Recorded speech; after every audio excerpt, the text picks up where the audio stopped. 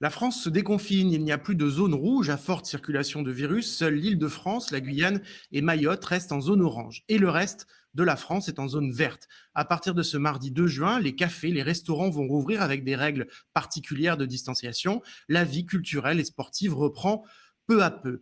Mais sur le territoire français, ce sont désormais d'autres indicateurs qui virent au rouge, en l'occurrence ceux de l'économie et du chômage. Avec 209 000 personnes de plus inscrites à Pôle emploi en un mois, le chômage n'a jamais été aussi haut en France depuis 1996, plus de 6 millions de demandeurs d'emploi, plus haut même donc que lors de la crise de 2009. Que l'on prenne la seule catégorie A, celle des demandeurs d'emploi qui n'ont pas du tout travaillé, ou les catégories A, B et C, intégrant donc ceux qui ont travaillé à temps partiel, ces nouvelles données illustrent l'effondrement économique en cours et viennent confirmer que la contraction du PIB français en 2020 pourrait bien être plus élevée que ce que pense le gouvernement, écrivent nos collègues Dan Israël et Romaric Gaudin dans un article que vous pouvez lire aujourd'hui sur Mediapart et qui s'affiche en ce moment. Et ils s'inquiètent notamment du risque de ce qu'ils appellent une spirale dépressive. Je vais vous lire un extrait de leur article. Cette enquête de Pôle emploi, disent-ils, semble annoncer la mise en place d'une spirale dépressive que le maintien partiel des revenus pendant le confinement n'aura pas permis d'éviter. Et comme un avant-goût très inquiétant, le groupe automobile Renault a annoncé ce vendredi 15 000 suppressions de postes dans le monde, dont 4 600 en France. Pour en parler avec nous aujourd'hui, Marie Lacoste, bonjour. Bonjour. Marie, vous êtes directrice de la Maison des chômeurs Avenir à Toulouse, en Haute-Garonne, et secrétaire nationale du Mouvement national des chômeurs et précaires. Marie, on a vu les chiffres de Pôle emploi. Quelle est l'ampleur de cette crise sociale qui vient pour vous dans la Maison des chômeurs à Toulouse? Est-ce que vous voyez une vague arriver? Alors, je suis comme tout le monde, hein, c'est-à-dire que je ne mesure absolument pas l'ampleur que ça va prendre et dans quelle durée. Ce que je repère déjà, ce qu'on peut repérer déjà dans les associations de chômeurs qui sont membres de notre mouvement, c'est une sorte d'affolement des publics, entre guillemets, déjà au chômage avant, qui connaissent nos structures et qui arrivent tous, alors pour des raisons variées, hein, ça peut être parce que lors du confinement, ils ont dû arrêter un certain nombre de démarches et que là, ils veulent reprendre très vite. Mais on a énormément de personnes qui viennent nous solliciter pour faire en urgence des CV parce qu'ils sentent bien qu'il va y avoir la course à l'emploi et que donc il faut être les premiers sur les rangs pour, pour espérer décrocher un travail quand les choses vont reprendre un peu le cours normal de leur vie.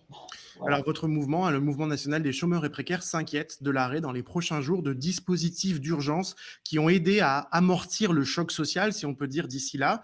Dans un communiqué qui a été publié hier, votre mouvement dit qu'il y a un mur du 31 mai qui est en train d'arriver. Qu'est-ce que ça veut dire? Qu'est-ce qui risque de se passer?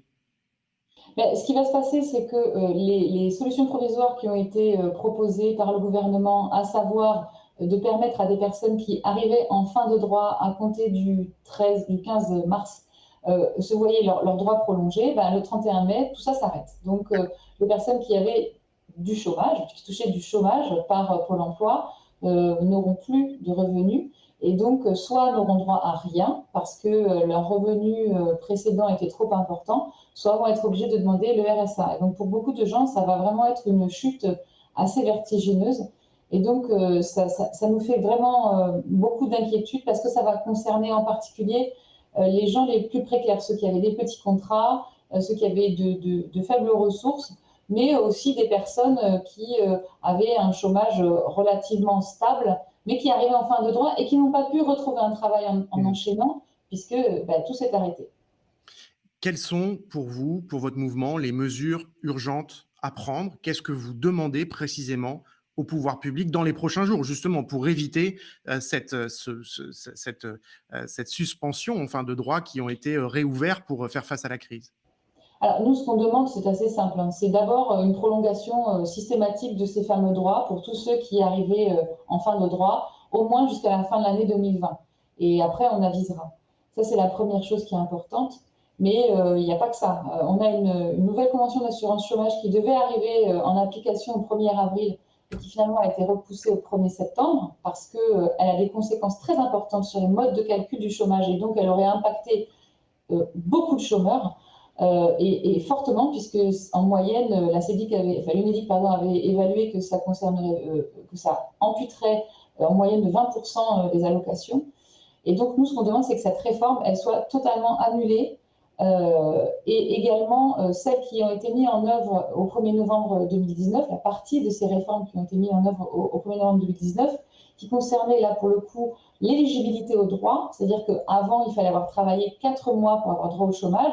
Depuis le 1er novembre 2019, il faut avoir travaillé 6 mois. On l'a vu là pendant la période de confinement, ça a fait que beaucoup de gens n'ont pas pu avoir droit à du chômage et ont été obligés de se reporter vers le RSA.